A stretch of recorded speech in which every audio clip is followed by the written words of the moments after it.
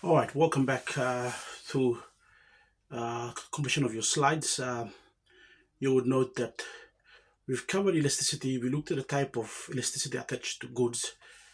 We looked at whether goods are elastic, inelastic, perfectly elastic, or different sort of measures that you have on goods. We also looked at the basic facts that once price determinant is involved, it affects price, and price dictates the quantity of goods that is supplied.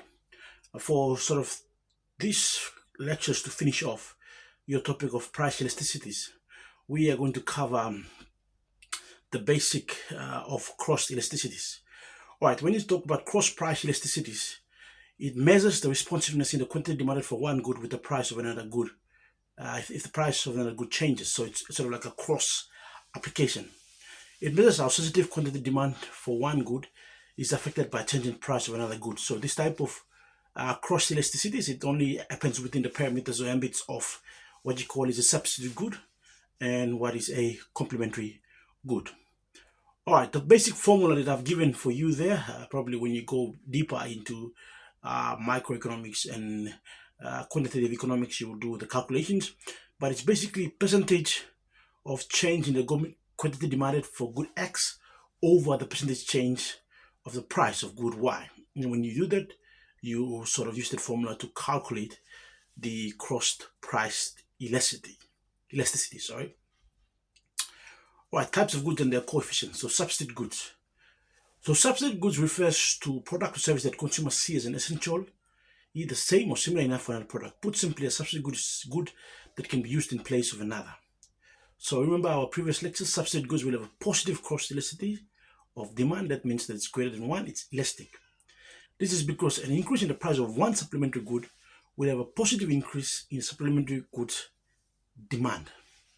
All right. So for instance, if you see that there's an increase in the price of bread, you will see that the quantity demand for rice will increase because bread is more expensive. People will sooner probably have scones, so bread and scones. If there's an increase in the price of breads, you will see that there will be an increase in the demand for scones. This is because an increase of price of one supplementary good will have a positive increase in the supplementary goods demanded. So when the price of bread increases, people will switch to scones. So the demand for scones will increase. All right, I hope that's clear. So if you look at the table there, the substitute of goods table, the price of tea on one side and the quantity of coffee.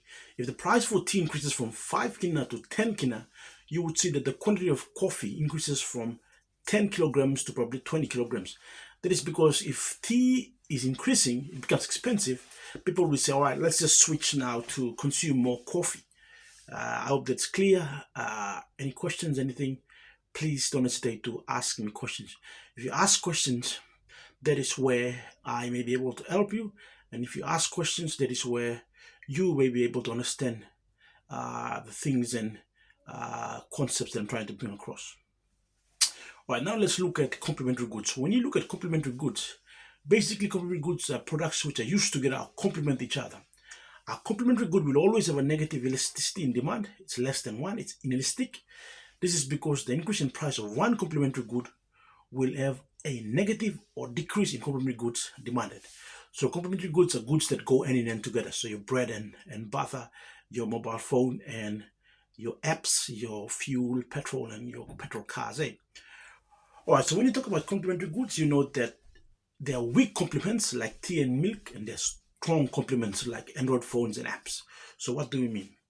All right, with weak complements, you would note that a sort of small increase in price will bring about a small increase in the quantity demanded. A small sort of a small increase in price will bring a sort of small decrease in the quantity demanded.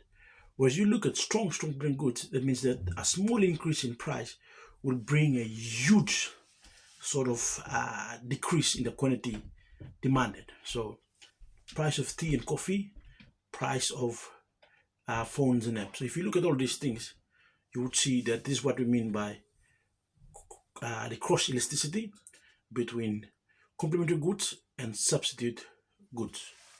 Thank you.